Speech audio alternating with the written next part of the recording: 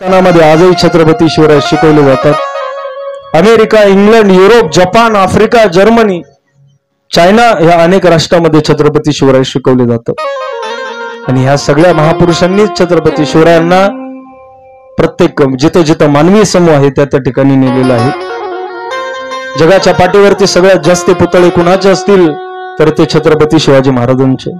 महाराष्ट्रापेक्षा कर्नाटकात छत्रपती शिवरायांचे पुतळे अधिक आहे आणि महाराष्ट्राबरोबरीनं हरियाणामध्ये महाराजांचे पुतळे सापडतात. आजही छत्रपती शिवाजी महाराजांचे 200 ते 250 गावं हरियाणामध्ये. त्या हरियाणामध्ये आजही तिथला पानिपतात गेलेला मराठा समाज आहे आणि तिथं जी काही 200-250 गावं आहेत त्या गावांमध्ये प्रत्येकाच्या घरात छत्रपती शिवाजी महाराजांची प्रतिमा आहे. छत्रपती शिवाजी महाराजांचं नाव ते लोक शिंक आल्यावर घेतल्याशिवाय राहत नाही. शिंक येऊ द्या, जांभई येऊ द्या, छत्रपती जगदंब म्हटल्याशिवाय ते लोक थांबत नाही. पेशावरच्या पलीकडे बलुचिस्तान आहे. त्या बलुचिस्तान मध्ये छत्रपती शिवरायांचा मराठा मावळा आहे. या जगातली कुठलीही भूमी अशी नाही की जिथे छत्रपती शिवराय नाही. अण्णाभाऊ साठेंनी रशियामध्ये भारत स्वतंत्र झाल्याच्या थोड्याशा काही अवधी अगोदर छत्रपती शिवरायांचा पहिला पुतळा रशियामध्ये उभा केला होता. जातीभेदाची दोर या महापुरुषांच्या जवळपास कधीच आली नाही. अण्णाभाऊंनी तिथं शाहिरी करताना अगोदर सगळ्यात पहिलं शाहिरीतून छत्रपती जगाला सांगितले. त्या छत्रपती शिवाजी महाराजांचे आपण वारसदार आहोत. आता बस करा छत्रपतींच्या नावाने गाडीवरती प्रतिमा झेंडे लावायचं. आता बस करा छत्रपती शिवरायांची फक्त प्रतिमा घरात ठेवायची. आता बस करा फक्त घरामध्ये त्यांचे फोटो लावायचे. आता छत्रपतींचे विचार आपल्या मेंदूमध्ये, आपल्या मस्तकामध्ये, आपल्या मनामध्ये आणि आपल्या जीवनामध्ये उतरवण्याची वेळ आलेली आहे. आता जर छत्रपती शिवराय आपल्या कृतीत दिसले नाही तर भारताचं भविष्य पुन्हा अंधाराकडे जायला वेळ लागणार नाही. अंधार आपल्या समोर कालही होता, आजही आहे. पण छत्रपती शिवरायांच्या चरित्राचा कंदील जर आपल्या हातामध्ये असेल तर तो कंदील आपल्या सूर्यासारखी नक्कीच प्रकाशमानता देणार आहे. आणि ती प्रकाशमानता स्वीकारण्याकरता आपल्याला चरित्राच्या रूपात असलेल्या छत्रपती शिवरायांच्या जवळ जावं लागेल. या मातीत होऊन गेलेल्या या महापुरुषांना अभिवादन करत असताना छत्रपती शिवाजी महाराजांचं किंबहुना सगळ्याच महापुरुषांचं चरित्र हे काळावरती सत्ता मिळवून गेलेलं आहे. काळावरती सत्ता संतांना मिळवता आली. काळावरती सत्ता महापुरुषांना मिळवता आली. काळावरती सत्ता भारतीय जवानांना मिळवता आली. महाराज छत्रपती शिवाजी महाराज गेल्यानंतर या मातीतल्या अनेक घरामध्ये चूल पेटली नाही. महाराजांचं निधन झालं. मावळ्यांना कळालं की राजे देहानं थांबलेत. संभाजी महाराज, राजाराम महाराज, महाराजांच्या पत्न्या, महाराजांची व्याही, सरदारातले असलेले सगळे सरदार, तोपर्यंत महाराजांच्या दिमतीला लाखाच्या आसपास गेलेले हे घोडदळ पायदळ, तंजावर जिंजीपर्यंत गेलेलं स्वराज्याची सीमा, अटकेपर्यंत मराठ्यांनी लावलेले झेंडे,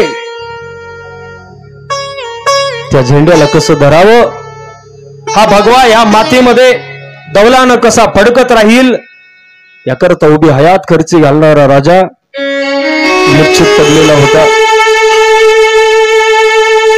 अष्टप्रधानातील काही जुनी महाराजांसोबतची मंडळी जी थकलेली होती संभाजी महाराजांना येऊन सांत्वन करत होती.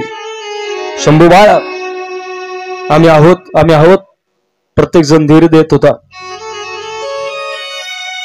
रायगड सजला.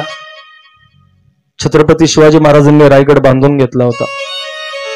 रायगडाची रचना शिवाजी महाराजांनी कशी केली होती इंग्रजांना जाऊन विचारा. इंग्रज बोलतात, एकटा रायगड 200-250 वर्ष आमच्या सोबत झुंजत राहिला असता. एवढी शिदा होती, एवढी भक्कम पायाबंदी होती, त्याच्या माची एवढ्या भयानक होत्या. बुरुज छत्रपती शिवरायांनी असे उभे केले होते. तोफांची व्यवस्था छत्रपती शिवरायांनी स्वतः जातीने केलेली होती.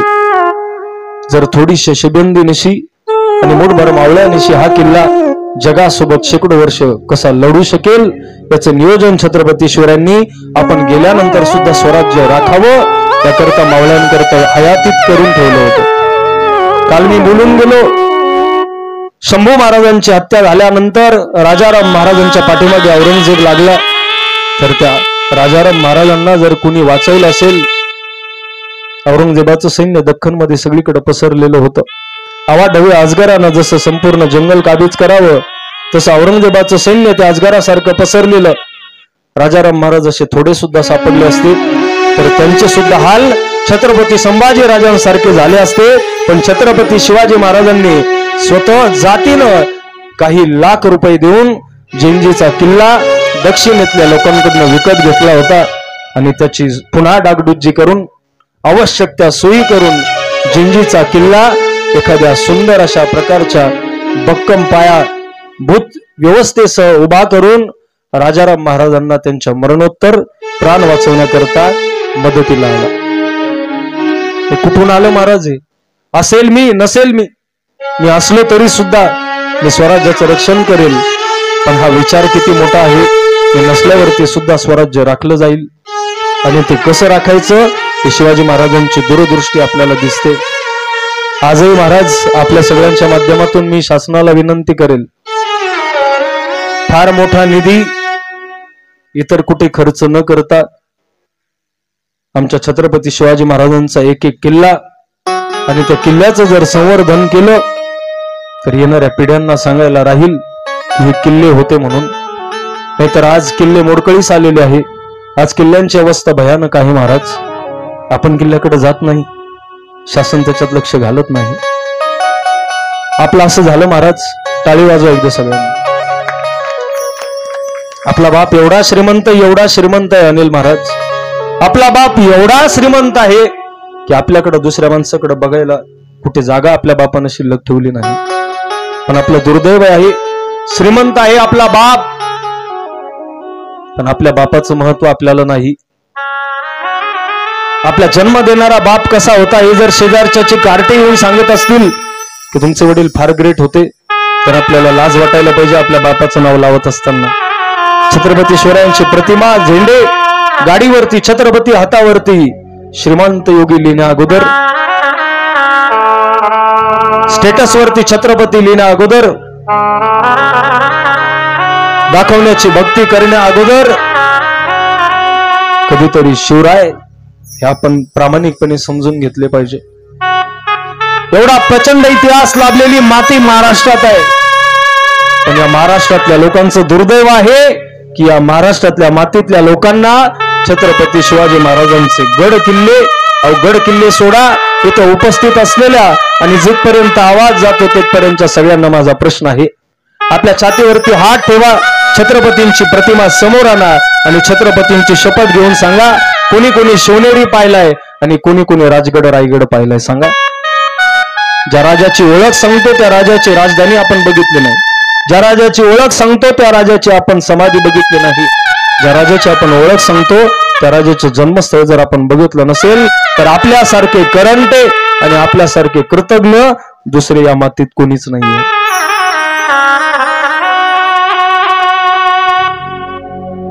आपल्या घरात ग्रंथ सापडतात, चरित्र सापडत नाही. वाचायला शिका. त्या माणूस आपल्या समोर बसलेला आहे, लक्ष्मणराव देखणे. जा कधीतरी त्यांना सांगा चरित्र द्या. इथं काही माझ्या बहिणी बसलेल्या आहेत. ठीक आहे, संसाराच्या जबाबदारी प्रत्येकाच्या खांद्यावरती आहे. पण कधीतरी त्यातल्या त्यात वेळ काढून छत्रपती शिवाजी महाराजांच्या चरित्राचे 2 पानं वाचा. आपल्याला घोट सुद्धा पाण्याचा कंठाच्या खाली घालायची परवानगी नाही महाराज. जर नैतिकतेच्या अंगाने विचार केला तोपर्यंत पाण्याचा घोट हृदयातून कंठातून खाली जाऊ नये, जोपर्यंत शिवचरित्राची 2 पानं मी वाचत नाही. फार अवघड नाही महाराज. एक सरदाराच्या पत्नीनं तलवारीला हात घातला, ती तलवार कमरेला लावली, ढाल पाठीवर टाकली, बाळ छातीला लावलं आणि सह्याद्रीच्या कड्या कोपऱ्यात घोडा फिरवला. त्या पिल्याला बाळंतात असताना माहिती होतं घोड्यावरती कसं बसायचं.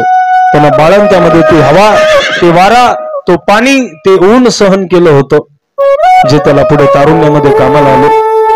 आपली लेकरं कशी घडावी हे आपल्या हातात असतं, पण ती लेकरं उभा करत असताना आपण लेकरासमोर आपण काय करतो काय दाखवतोय महत्वाचं असतं. आपल्याकडे कार्यक्रमाला येत असताना फुलंब्री चौकामध्ये एक इंडिकामध्ये 2 भाऊ बसलेले होते. तुमच्यावर फार जबाबदारी आहे. सकाळी उठल्यानंतर मुलांना तुम्ही देवपूजा करत असताना शिवचरित्र वाचत असताना जर तुम्ही हे चित्र तुमच्या घरातल्या लहान लहान मुलांना दाखवलं तर ते लहान लहान मुलं मोठी झाल्यावरती आपोआप चरित्र वाचतील. तुम्ही लहान असताना कीर्तन मंडपामध्ये कथेमध्ये त्यांना आणलं तर त्यांना जसं जसं कळेल तसं तसं ते आपोआप इथे येतील. आपल्या फुलंब्री चौकातून आपल्याकडे येत होतो. येत असताना माझ्या गाडीच्या शेजारी एक गाडी, त्या गाडीमध्ये 2 भाऊ बसलेले होते. एक 8-10 वर्षाचं होतं, एक 4-5 वर्षाचं होतं. आपण किती जबाबदारीनं घरात राहिलं पाहिजे याकरता मी सांगतोय. मुलं लहान असतील तर आपण कसं बोललं पाहिजे, मुलं लहान असतील तर कसा परमार्थ त्यांना आपण दाखवला पाहिजे. मी त्या गाडीकडे बघत होतो. त्या गाडीतल्या एका छोट्या बाळानं मोठ्या बाळाच्या कानामागे वाजवली. त्या मोठ्याने त्याला भरपूर मारलं. गाडीत चालू होते आणि त्या मोठ्याने भरपूर मारल्यानंतर ते लहान रडायला लागलं. मोठ्याने टाळू फोडला. आई वडील समोर बसलेले होते. ती गाडी सरळ खुलताबाद कडे गेली. कारखान्यापासून आम्ही इकडे वळलो. त्या लहान्याने फटके खाल्ले, रडला. भरपूर प्रयत्न केले मारायचे. मोठा जरा तब्येतीला चांगला होता. त्या लहान्यानं हात पुढे केला पण त्याची ताकद लागली नाही. त्या मोठ्याने पायाने ढकललं, काचेवर डोकं आपटलं. ती गाडी पुढे गेली. मी इकडे आलो. इकडे वळत असताना त्या लहानाच्या तोंडात एक वाक्य आलं. त्याला मारता आलं नाही, मोठ्याची ताकद जास्त होती आणि त्या लहान्याने एक शिवी दिली माईच्या. त्यानं मारायचा प्रयत्न केला, मारता नाही आलं. ते म्हटलं माईच्या. आता ते म्हणून गेलं माईच्या. पण आपले डोके हे असले, काही वाचायला वेगळं भेटलं, ऐकायला वेगळं भेटलं की हे असं का झालं. मला प्रश्न पडतो. मी म्हटलं एवढूसं कार्ट माईच्या शिकलं, याला माईच्या कोणी शिकवलं. जगात कुठल्याच आई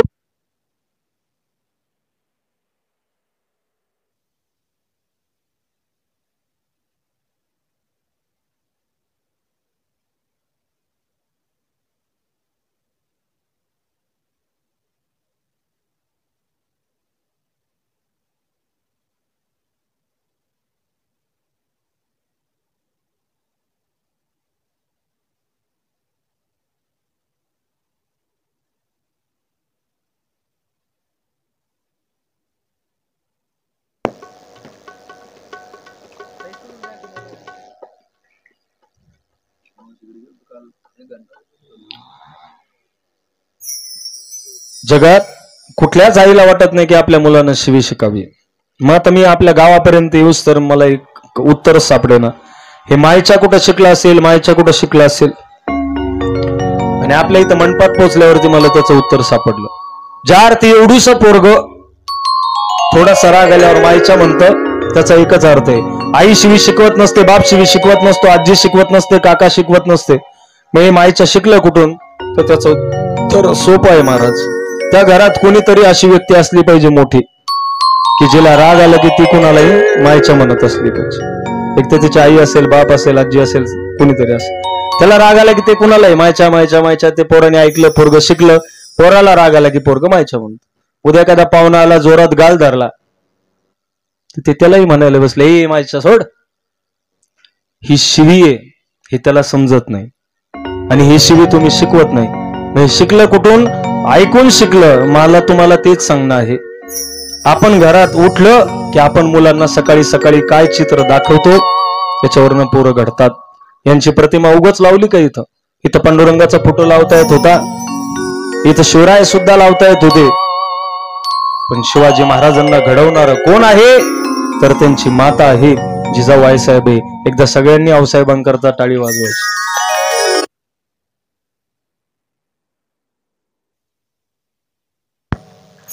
हे चरित्र घडवलं महाराज एका स्त्रीनं.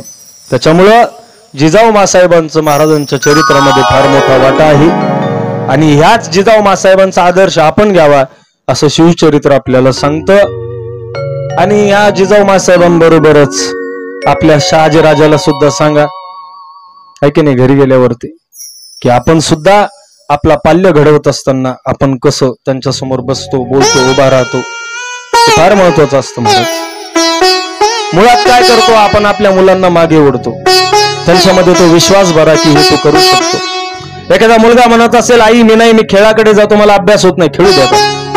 एखादा म्हणत असेल नाही मला कला शिकायची, वाजवणं शिकायचं, व्हायोलिन शिकायची, सेंट शिकायची, तबला वाजवायचा, करू द्या ना त्याला. एखादा म्हणत असेल मला कराटे करायचं, त्याला ते करू द्या, मागे ओढू नका. परंपरागत शिक्षण व्यवस्थेच्या आहारी आता तुम्ही जाऊ नका. मला चांगलं कळत नव्हतं तेव्हा डीएड ला प्राधान्य होतं. कळायला लागलं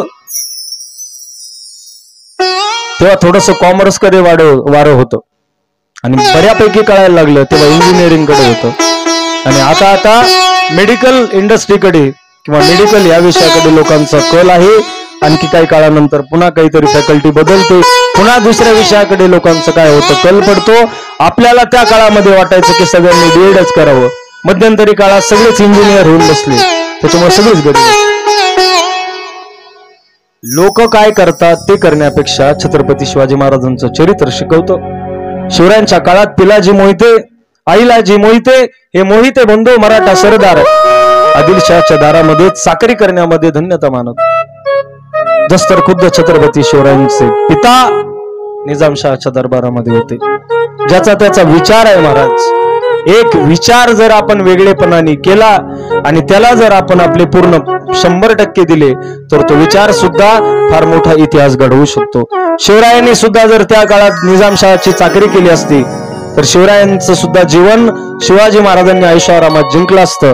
परंतु आपल्या सगळ्यांच्या वेदना शिवाजी महाराजांपर्यंत आऊसाहेबांनी पोहोचवल्या. एक वेगळी वाट शिवाजी महाराजांनी निवडली. स्वतःवरती असलेला विश्वास आणि केलेली चिकाटीचे प्रयत्न या जोरावरती छत्रपती शिवाजी महाराजांना यश लाभलं. म्हणून संत त्यांचं वर्णन करत असताना म्हणतात, तुकाराम महाराजांचे बोल आहे अनिल महाराज. तुकाराम महाराज म्हणतात, असे मुलं ज्या कुळात जन्माला येतात त्यांना तुकोबराय म्हणतात मी धन्यता देतो. त्यांची आई धन्य आहे, त्यांचे बाबा धन्य आहे, माता धन्य, पिता धन्य, सगळेच धन्य, कुळ धन्य, पवित्र देश धन्य, पवित्र. आपुलिया हित जो असे जगत, आपुलिया हित जो असे जगत,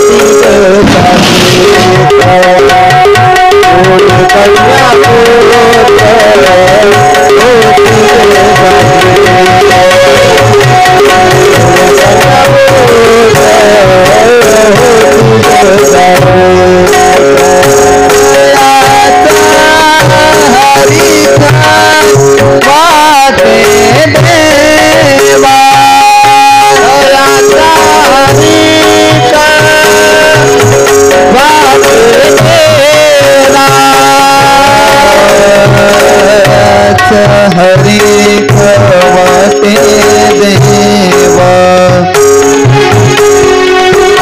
वते देवा वते देवा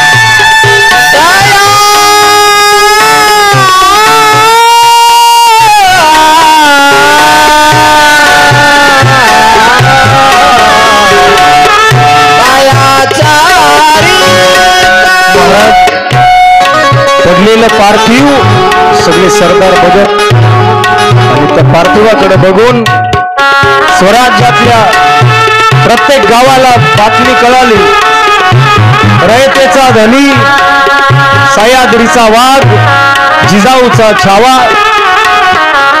आज आपल्यात नाहीये.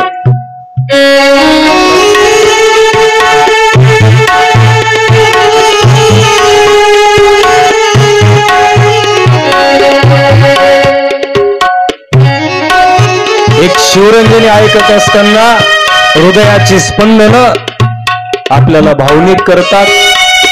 एक राग एवढा त्रास देतो की तो राग आपल्याला आपल्या मूळ स्वभावाकडनं करुणेकडे घेऊन जातो.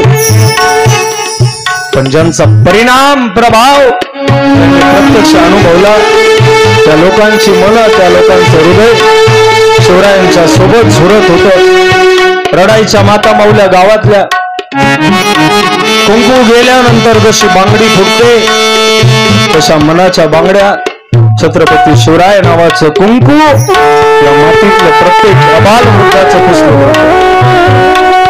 आणि शिवराय गेल्यानंतरची परिस्थिती, प्रत्येक गाव ओस पडलं होतं, प्रत्येक घरातली चूल बंद होती. एरवी गावगाड्याच्या चव्हाट्यावरती दिसणारी लोक त्या दिवशी मात्र सगळ्यांची पावलं राजगडाच्या दिशेनं, रायगडाच्या दिशेनं. प्रत्येक नद्याचं पाणी, प्रत्येक तीर्थावरची माती, आपल्या घरातली प्रत्येक वस्तू पदार्थ घेऊन कोणी शेला घेतला, कोणी पागोटा घेतला, कोणी धोतरची जोड घेतली. जे जसं वस्त्र हातात लागेल ते हातात घेतलं. कोणी कुंकू, कोणी शिदा, कोणी तांदूळ. प्रत्येकानं आपापल्या पद्धतीनं शिवरायांना निरोप देण्याकरता तयारी केली. शिवरायांचं प्रत्येक जीवन, शिवरायांचा प्रत्येक दिवस, शिवरायांचा प्रत्येक प्रसंग ज्यांनी जवळ अनुभवला होता त्या लोकांनी फक्त रडल्याशिवाय दुसरं काही केलं नाही. शिवाजी महाराजांसमोर माणसं गोळा होऊ लागली. रायगडाच्या पायथ्यावरती शिवरायांना आणलं.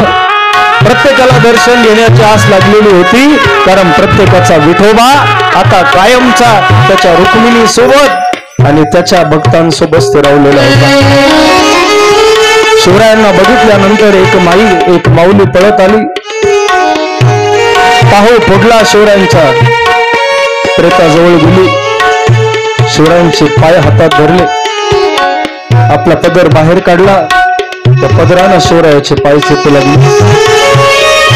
ते पाय चेपत असताना डोळ्यातून अश्रू घरण गळत आहे. आणि ती माय माऊली त्या डोळ्यातल्या अश्रूनं माझ्या स्वराज्याच्या ह्या राजाचे पाय कुठल्याही पाण्याशिवाय आपल्या डोळ्याच्या अश्रूनं धुत होती. आजवर पाण्याने घातलेली आंघोळ या मातीनं अनेक प्रेताला बघितली, पण आता स्वराज्य रडत होतं. प्रत्येकाच्या डोळ्यातला ते सांगत होता, राजे राजे पुन्हा या, राजे जाऊ नका. कुणाला विश्वास बसत नव्हता की छत्रपती या मातीत नाही.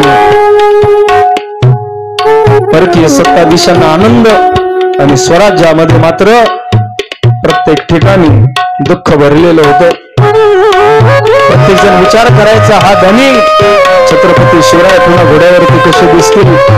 शिवनेरीवरती शिवराय जेव्हा पहिले घोड्यावरचे रपेट मारून आले तेव्हा छत्रपती शिवाजी महाराजांना घोड्यावरती उतरवणारा छत्रपती शहाजी महाराजांचा सखा जोडीदार म्हणतो, या अंगा खांद्यावरती ज्याला वाढवलं आज त्याला खांदा द्यायची वेळ आली.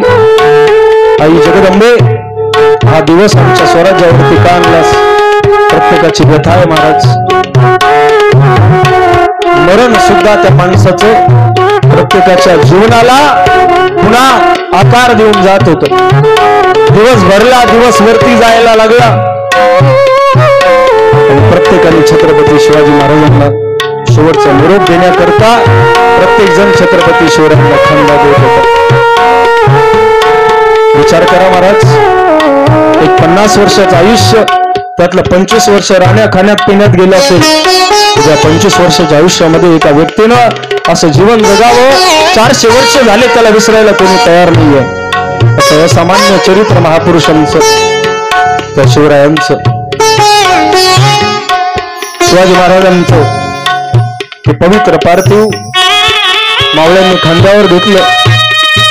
एक ललकार झाली. सह्याद्रीच्या कड्या कोपऱ्यात पुन्हा आवाज घुमू लागला.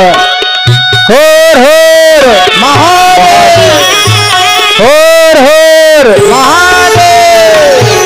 आणि त्यानंतर एक गर्जना नव्यानं उमटली आणि ती गर्जना होती, जय भवानी, जय शिवाजी, जय भवानी, जय शिवाजी. आणि शिवाजी महाराजांच्या नावानं टाहो फोडत फोडत छत्रपती शिवरायांचं पार्थिव पायथ्यावरती असलेलं रायगडावरती नेण्यात आलं. रायगडावरती शिवरायांचं पार्थिव एका उंच माचीवरती ठेवलं. आणि त्यानंतर मात्र प्रत्येकाचा चेहरा जसा एखाद्या महान पुरुषाचा अपमान व्हावा, एखाद्या राजघराण्यातली कुलवधू पळून जावी. आणि ज्या दिवशी ग्रहण असतं त्या दिवशी ग्रहणातल्या सूर्याचं जसं मुख म्लान होतं तसं प्रत्येक सरदार आपला चेहरा पाडून बसलेला होता. जणू प्रत्येकाचा बाप आज मातीमध्ये गेलेला होता. एरवी सुतूक पडतं एखाद्या घरावरती, एरवी सुतूक पडतं गावातल्या 2-4 बेटावरती. पण 3 एप्रिल 1680चा दिवस महाराष्ट्रावरती सुतूक पडलं. हा महाराष्ट्राला ग्रहण लागलं. हा महाराष्ट्र एका अंधाऱ्या छायेमध्ये आलेला होता. पण त्या महाराष्ट्राला जाताना शिवरायांनी जो विचार दिला होता त्या विचाराच्या जोरावरती हा महाराष्ट्र आजही स्वाभिमानानं हिंदुस्थानाचं प्रतिनिधित्व करतोय.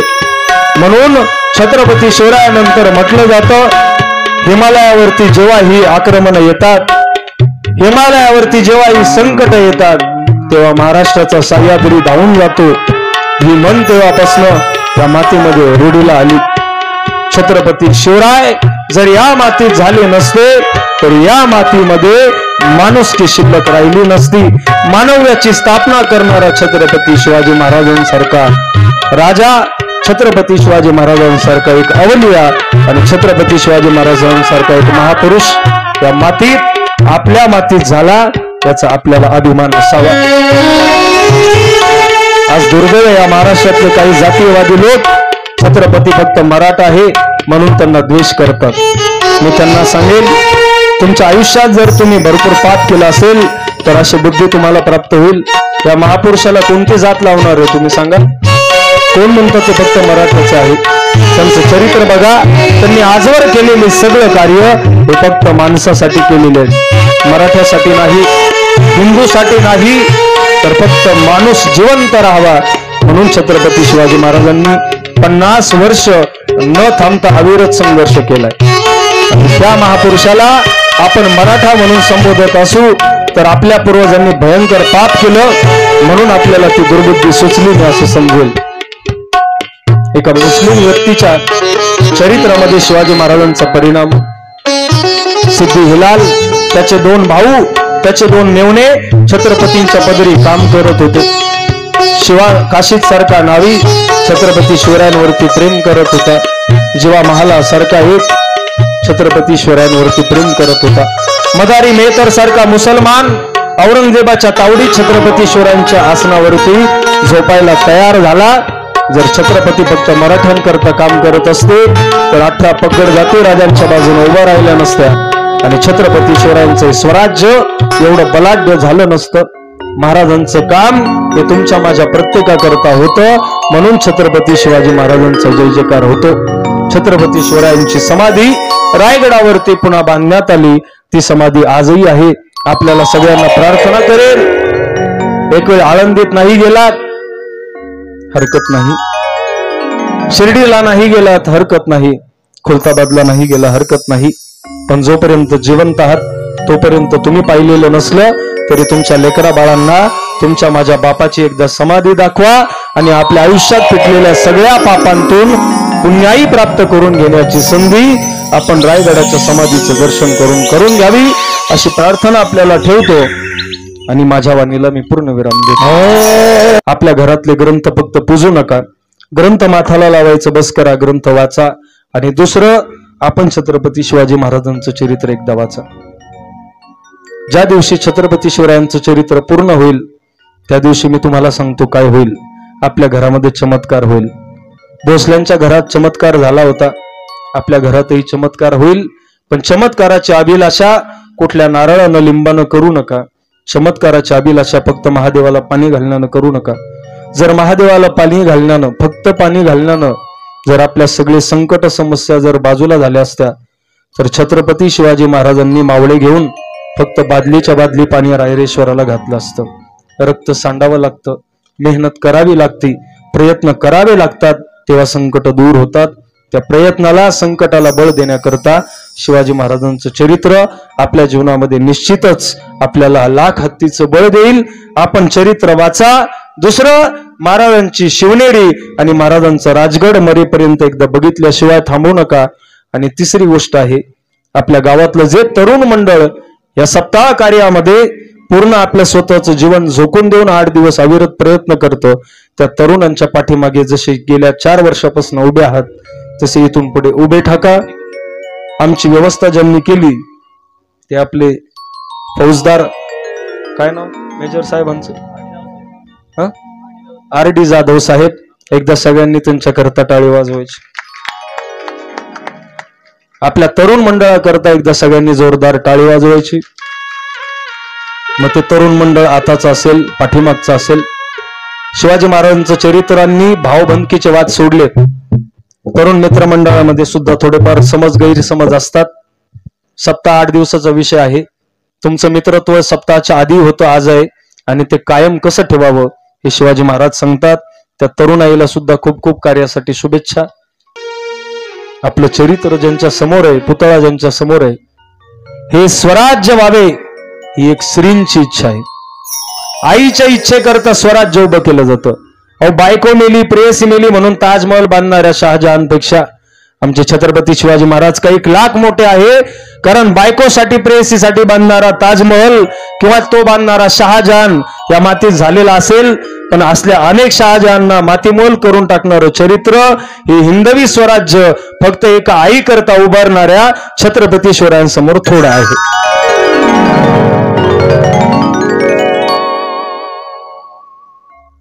ज्यांना शिवराय कळले ते तरुण आपल्या आई बापाला सांभाळतील. ज्यांना शिवराय कळलेच नाही त्यांना पुन्हा हे नव्यानं कितीदा जरी सांगितलं तरी त्यांच्या जीवनात बदल होणार नाही. आपल्या जीवनामध्ये पांडुरंगानी पंढरपुराला येत असताना फक्त पुंडलिका करता देव आलेत. पुंडलिकानं काय केलं महाराज? हरिपाठ केला नाही, कथा ऐकली नाही. आई वडिलाचे पाय छातीला लावले, देवानं त्याचे पाय आपल्या छातीला लावले. मग हाच नियम आपल्या करता आहे. आपण जर आई बापाला सांभाळलं नाही तर नियतीचा नियम आहे, जे पेरलं ते उगवतं. आपले सुद्धा मुलं आपल्याला सांभाळणार नाही. असो, सुख करता दुःख हरता भरता विघ्नाची, पूर्वे पूर्वे प्रेम कृपा जयाची, सर्वांगी सुंदर वटी सिंधुराची, कंठे जागे माळ मुक्ता फळाची. जय देव जय देव जय मंगलमूर्ती श्रीराज मूर्ती, वर्षा मात्रे मान वाणे मात्रे लाल प्रमोद करती. जय देव जय रत्न खचित भरा तुझवारे कमरा, चंदनाचे ओटे कुंकुम केशरा, हिरे जडित मुकुट शोभत बरा, कृष्ण नो पुरे चरणी घालरिया. जय देव जय देव जय मंगलमूर्ती श्रीराज मूर्ती, वर्षा मात्रे लाल प्रमोद करती. जय देव जय लंबोदर पीतांबर श्रीवत्सरा, सर्वसुंदर सुंदर क्रीडा, सहस्रमाला सदना, संकटी पावानी निर्वाणी रक्षा बंधना. देव जय देव जय मंगलमूर्ती श्रीराज मूर्ती, वर्षा मात्रे लाल प्रमोद करती.